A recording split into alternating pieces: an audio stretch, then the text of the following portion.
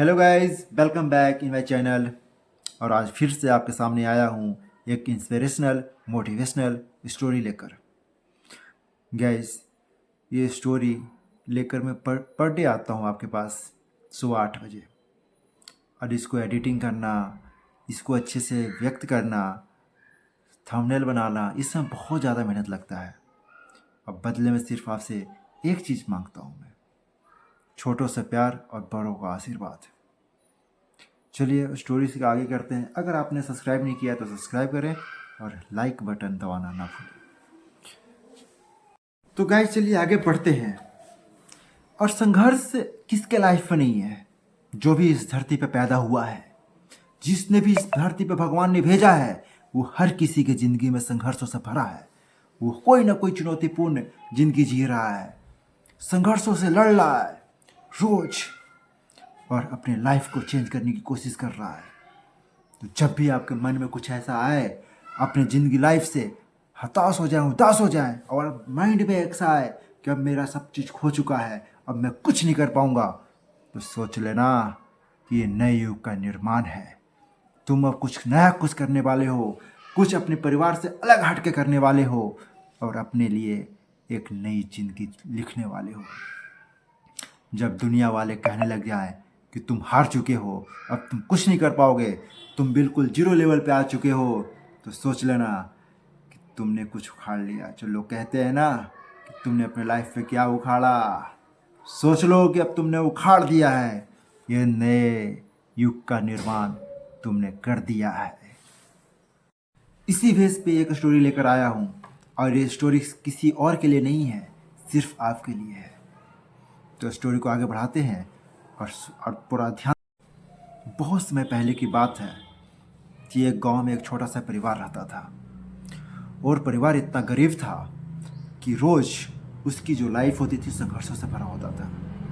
एक चैलेंज को एक्सेप्ट करके उसको पूरा नहीं कर पाता था, तब तक दूसरी समस्या आ जाती थी। और इतनी खतरनाक स्थिति में था, इतनी दयनीय स्थिति में था कि रोज उसकी जो लाइफ है संघर्षों से भरा होता था। ये सारे संघर्षों को देखते हुए उस परिवार के एक छोटे से लड़के ने अपने परिवार और पिता से कहा कि अब मेरे से ये सारा चीज़ नहीं देखा जाता है। मेरी जो लाइफ है वो बिल्कुल ही अंधकार में है, बिल्कुल ही डार्क दिख रहा है, मेरा कोई फ्यूचर नहीं दिख रहा है। उसके पिता दूसरों के घरों में खाना बना रहे थे। उन्होंने अपने रसोई घर में ले गए और उस बच्चे से कहा कि 3 बर्तन चूल्हे पर रख दो और तीनों में पानी भर दो सेम लेवल पे। वैसा ही किया जैसे उसके पिता ने कहा था। और उसके पिता ने कहा कि एक में आप आलू रखो, दूसरे में अंडे, और तीसरे में कॉफ़ी बीन्स। और 20 मिनट के बाद जैसे ही उबल जाएगा बंद कर देना, चूल्हे को बुझा देना। लड़का ने वैसा ही किया। फिर से पिताजी ने कहा था। 20 मिनट के बाद जब चूल्हे से उतारता है तो उससे एक बर्तन में निकालने को कहते हैं। एक बर्तन में आलू को निकाला, दूसरे में अंडे को, और एक गिलास में कॉफ़ी को। अब उससे लड़के से पिताजी कहते हैं कि तुम्हें अब क्या दिख रहा है? लड़का तुरंत जवाब देता है और कहता है अंडा, आलू और कॉफ़ी।